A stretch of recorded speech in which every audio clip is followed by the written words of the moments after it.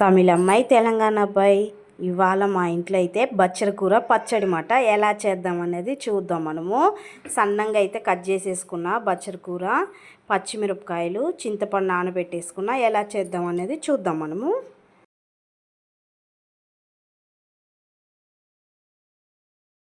Stove వెలిగించుకున్నాం,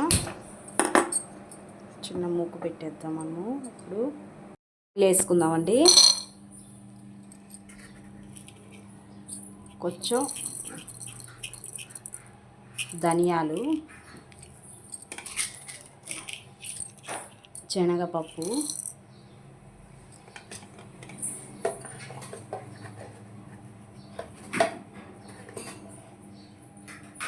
జీలకర్ర,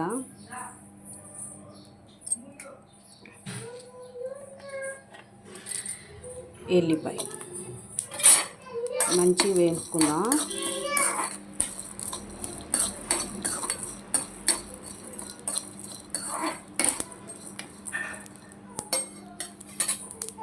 వేసుకుందామండి. కొంచెం నువ్వులు వేస్తే టేస్ట్ మనకి బచ్చల కూర పచ్చడికి.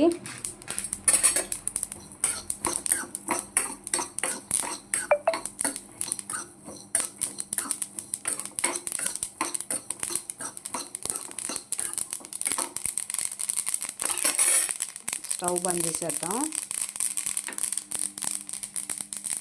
స్టవ్ బంద్ చేసేద్దాం, పక్కన పెట్టుకుందామండి. ఇచ్చేద్దామండి. కళాయి పెట్టేసుకుందాం.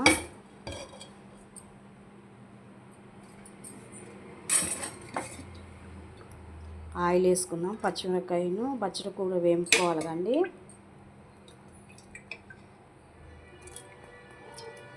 రెండు గంటలు వేసుకున్న ఆయిల్, ఈ గంటతో ఆయిల్ ఇటు కావాలా వేసుకుందామండి.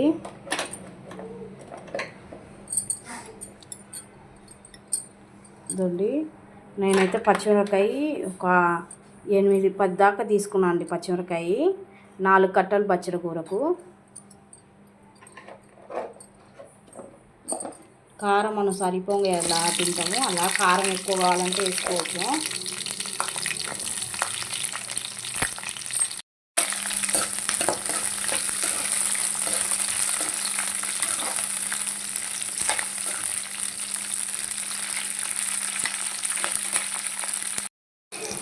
పచ్చిమిరపకాయ మంచిగా వేగిందండి. ఇప్పుడు మనం ఒక ప్లేట్లో తీసేసుకుందాం. పచ్చిమిరపకాయ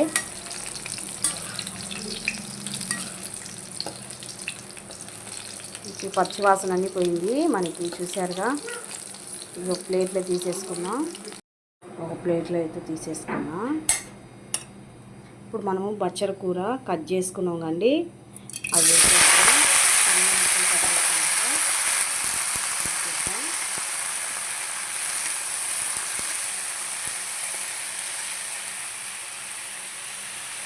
మంచి మగ్గాలండి, మంచి మగ్గాల. ఇప్పుడు మనము చింతపండు నానబెట్టేసుకున్న చింతపండు ఉంటుంది కదండి, అవి వేసేసుకున్నాం. నానబెట్టిన చింతపండు కొంచెం వేసుకున్నాండి. చింతపండు కొంచెం పసుపు వేసుకున్నాం.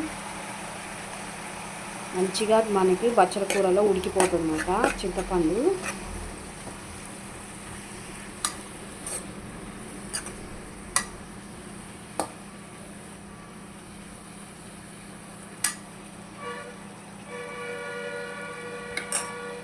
బచ్చల కూర మంచి మగ్గాలండి, పచ్చి వాసన మొత్తం పోవాలి మనకి, వాటర్ మొత్తం ఇనికిపోవాలా, మంచి ఫ్రై లాగా రావాలండి మనకి.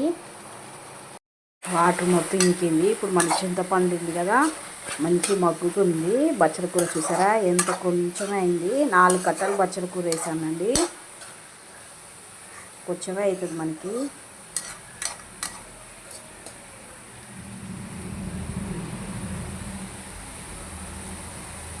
మంచి మగ్గాల, ఇంకా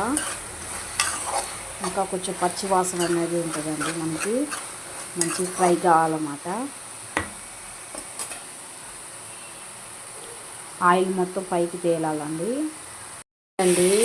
మంచిగా మనకు ఆయిల్ మొత్తం తేలిందండి. చూసారు కదా, ఆయిల్ అయితే మంచిగా మగ్గింది, ఇది తీసేద్దామండి. ఇప్పుడు స్టవ్ బంద్ చేసేద్దాం మనం. ఇప్పుడు స్టవ్ బంద్ చేసేద్దామండి. ఇది మనం చల్లారించుకుందామండి. ఒక గిన్నెలో కానీ ఒక ప్లేట్లో కానీ తీసేసుకుందాం. పక్కకు తీసేసుకుందాం. ప్లేట్లు అయితే తీసేసుకున్నా నేను. ఇప్పుడు దీన్ని చల్లారించుకుందామండి.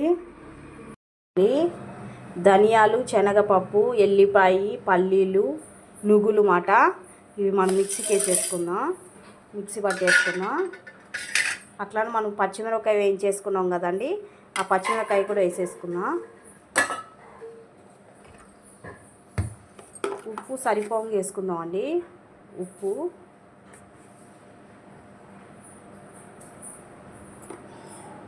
ఇప్పుడు మిక్సీ పట్టేసుకుందాం అండి. మిక్సీ పట్టేసుకుందాం మనం. ఇప్పుడు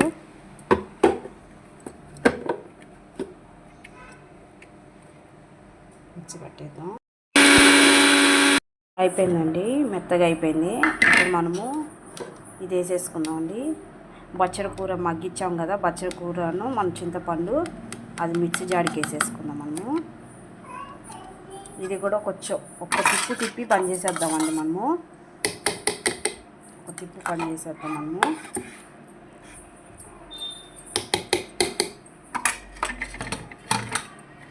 మూత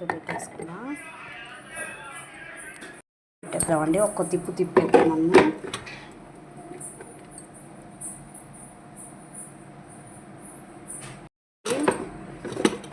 మిక్సీ జార్ నుంచి తీసేసి చూద్దామండి. అయిపోయిందండి. ఇప్పుడు మనం తాలింపు పెట్టేసుకుందాం. మంచిగా అయింది. కొంచెం ఒక్క తిప్పు తిప్పానండి. మనము బచ్చల కూరనే మంచి తాలింపు పెట్టేసుకుందాం మనము. ఒక బౌల్లో తీసేసుకొని ఇప్పుడు తాలింపు వేసేసుకుందాం మనము. పెట్టుకుందాం అండి. బచ్చల కూర పచ్చడికి కళాయి పెట్టేసుకుందాం.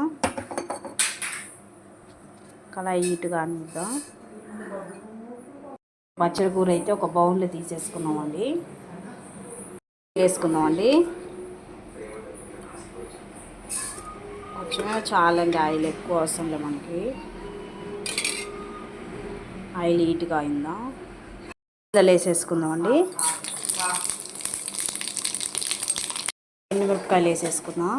తాలింపు గింజలు వేసుకున్నాం కదా, ఎండుమిరపకాయలు వేసుకుందాం. ఎల్లిపాయ, కచ్చాముచ్చాన్ని తెచ్చుకున్న ఎల్లిపాయ,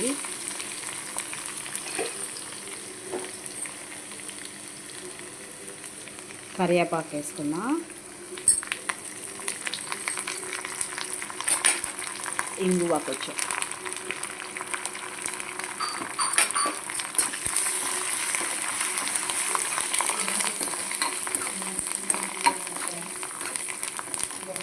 కూర పచ్చడి రెడీ అయిపోయిందండి. మనం తాలింపు వేసేసుకున్నాం. చాలా బాగుంటుందండి బచ్చల కూర పచ్చడి. వేడి వేడి అన్నానికి వేసుకొని తింటే కానీ చాలా బాగుంటుంది. లైక్ చేయండి, సబ్స్క్రైబ్ చేసుకోండి, కామెంట్ చేయండి.